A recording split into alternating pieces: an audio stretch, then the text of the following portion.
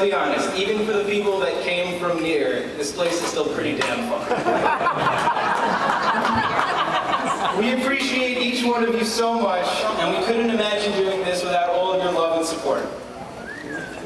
Those of you who know me know that I'm a movie guy. I love everything about movies, the action, the comedy, the romance, and the price of a matinee. So when I was growing up, just like any other little girl, I dreamed of finding and marrying the one special person that was made just for me. But in my wildest dreams, I never thought that person would be as incredible as me. Seriously, what were the odds anyone else on Earth can make gigantic lips and childbearing hips this sexy? But that all changed one fateful day in June 2001. I was a junior counselor at Camp La Vie. It was my first summer as a staff member, and my hair resembled that of a Greek god fused with the flowing mane of a unicorn.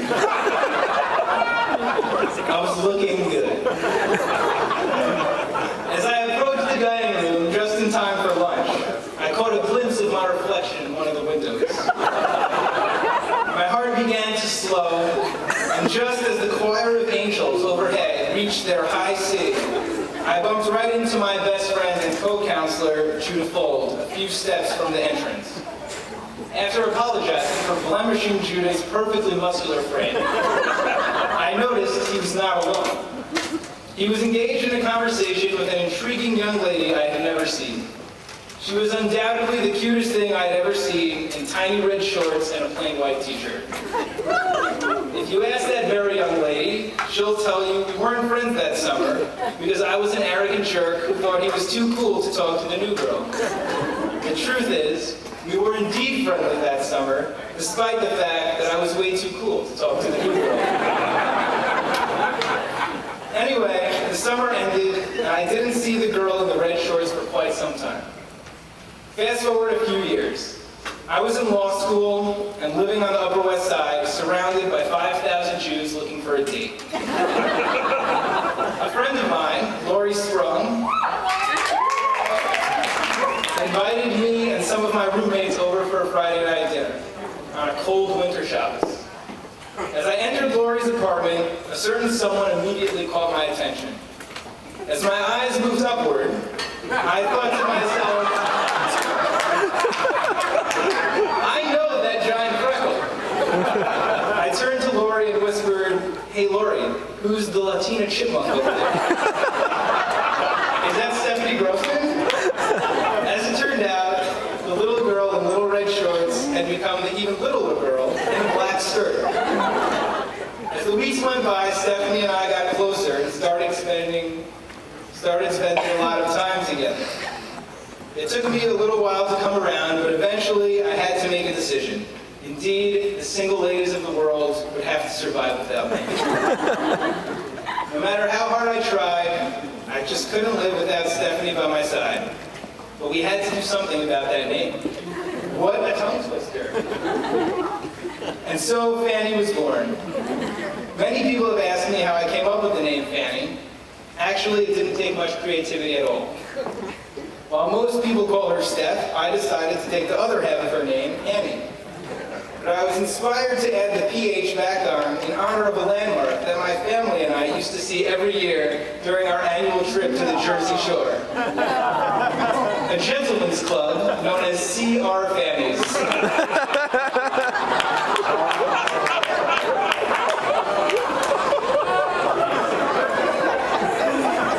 As Fanny and I grew closer, I became more and more certain that we were meant to be together. Unfortunately, she wasn't so sure. I was recently thumbing through a new addition to the Grossman family photo collection, the album from Jonathan's bar mitzvah, which took place just 2 summers ago. Although I clearly remember seeing hundreds of pictures of myself in the pile of proofs after the bar mitzvah, somehow not a single one of those made it into the final album. Apparently, Fanny had instructed her parents to get rid of every picture with my face so that just in case we ever broke up, it wouldn't ruin the entire album. I guess that's understandable since we had only been understands when we get our wedding album back. And it's actually the 2011 version of the Sam Fromer pinup calendar. Most of you have the pleasure of knowing Fanny, and you should count yourselves lucky. But you should count yourselves even luckier that you don't know hungry Fanny. If you ever want to see a human face actually burst into flame, just tell Fanny you're serving dinner at 7:30 and don't put anything out until 7:33. You'll probably lose a finger, but I promise you'll never make the same mistake again. Living with her will be a lot like Little Shop of Horrors. As long as I feed her on time, I'll live a long and happy life. If not, well, it was nice knowing you.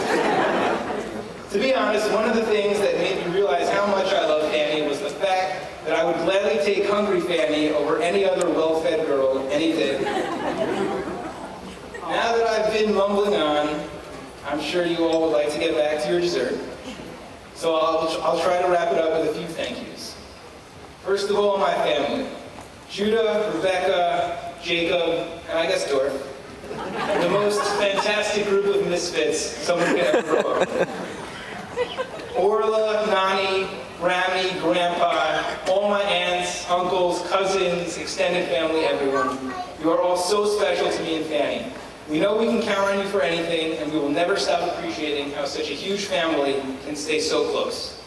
It upsets us greatly that Poppy isn't here with us, especially since for the last 5 years, I don't think I've heard him say anything other than, "So, when are you getting married?"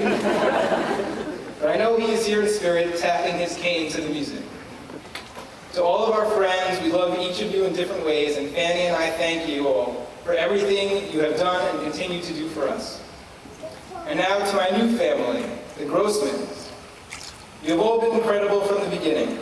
You welcomed me into your home without any reservations, and you have always treated me like one of your own. Josh and John, even though I already have two pretty awesome brothers, I can't get enough of you guys. We have such a great time together, and I think it's pretty well documented at this point that whenever Fanny asks, "Do you want to go to my house for Shabbos?" my only question is, "Will your brothers be home?" Ben and Kareem, you are amazing. All right, there. Thank you for treating me like your own son and for trusting me with your only daughter. I promise to give her as much love and support as you have given her over the past 25 years. Even if I get halfway there, it will be more than anyone could ask for. And Corinne, don't think I didn't pick up on your little hint last week. How long have you been waiting to sign your emails to be Love Mom?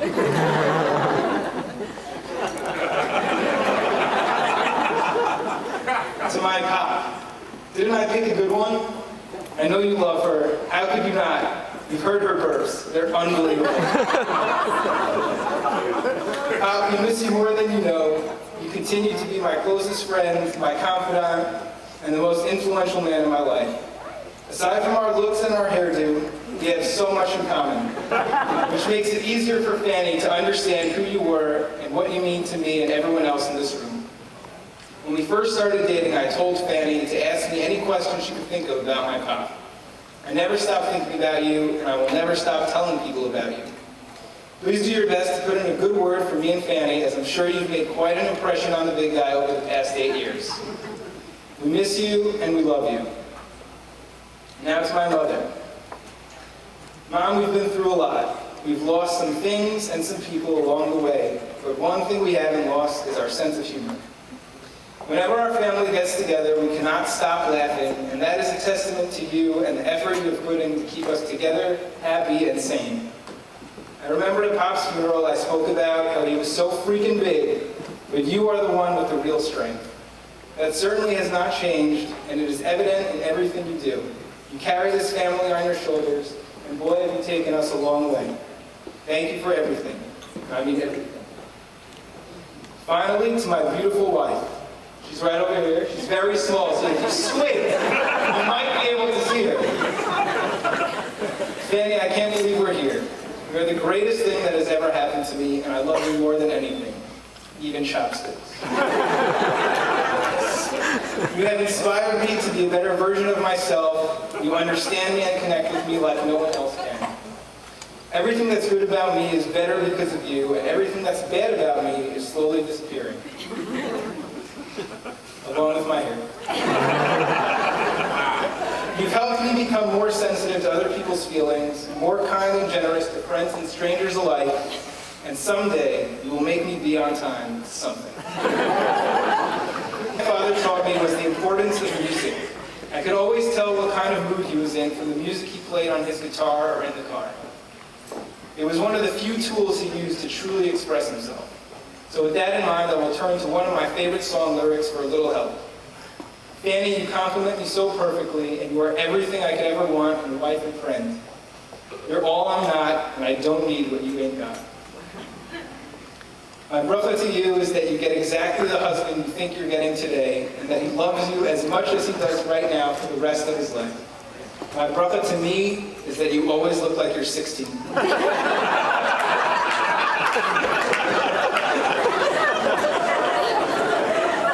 though it is in my top 5, I will spare you the speech from Jerry Maguire. I'll just tell you that I love you with all my heart, and I can't wait to build a family with you, grow old with you, and see your gorgeous face every morning from now on. Mazel tov, and I love you.